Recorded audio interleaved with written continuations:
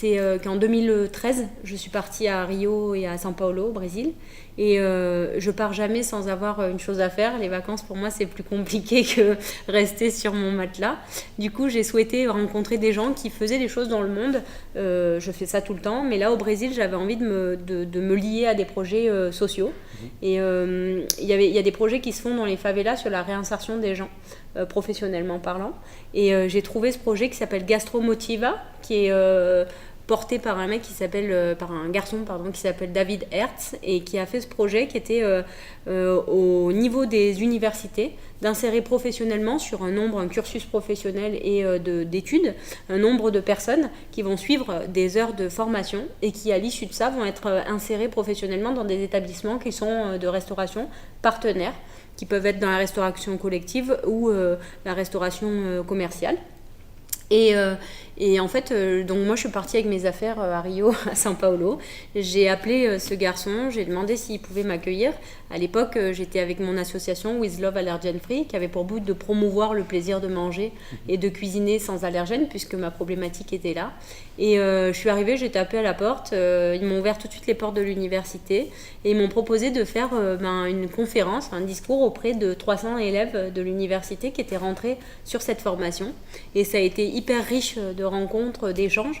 J'ai trouvé que leur projet était complètement dingue.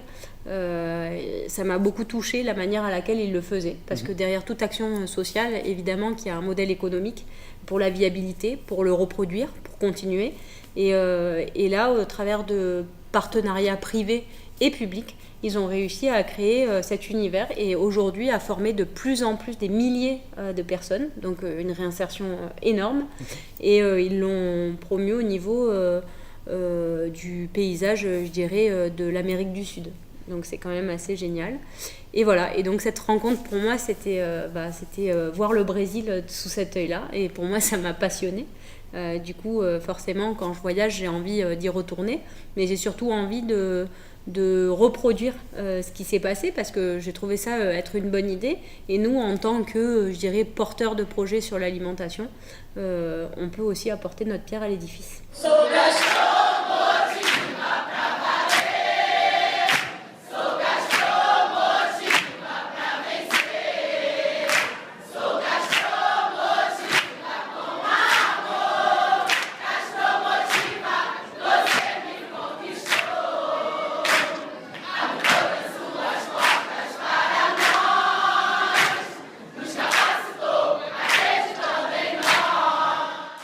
Il y a 2 ans maintenant, on m'a proposé d'appuyer et de porter et d'accompagner ce qui se passait à Marseille sur un projet qu'ils ont appelé Des étoiles et des femmes, qui avait pour but la sélection de 12 femmes sur 200 qui répondaient à un appel à projet qui se trouvait dans les cités ou dans les centres sociaux autour de la ville de Marseille, des femmes de 18 à 58-60 ans qui avaient envie d'avoir un retour à l'emploi. Et pour moi déjà, le fait que ce soit des femmes, c'était assez important, parce que effectivement, ma mère, ma grand-mère, moi-même, on agit au niveau culinaire, et je trouvais effectivement qu'on avait certainement des choses à apporter en ce sens. Le faire à Marseille, pour moi c'est ma région, donc c'était encore plus génial de me dire que je pouvais pousser des choses qui se faisaient localement.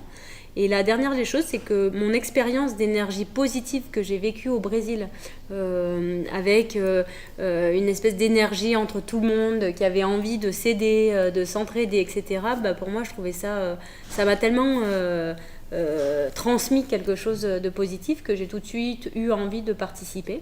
Donc la première année, ce qu'on a fait, c'est qu'on a eu une stagiaire donc en apprentissage chez nous pendant la durée d'1 an, et elle venait en cuisine, et puis on appuyait sa formation, et puis on participait à quelques événements qui se faisaient. Et j'ai aussi formé l'ensemble du groupe qui est venu chez moi, avec lesquels j'ai cuisiné, etc. Et c'était assez exceptionnel. Donc la première année, il y a eu 100% de réussite au CAP de cuisine, donc c'est quand même exceptionnel. 12 personnes, 12 nationalités différentes, des personnes qui avaient peut-être des difficultés beaucoup plus que d'autres, donc pour moi c'est touchant. La deuxième chose aussi qui était importante pour moi, c'est que moi, ma grand-mère, quand elle est arrivée en France de Tunisie, elle n'avait pas de métier.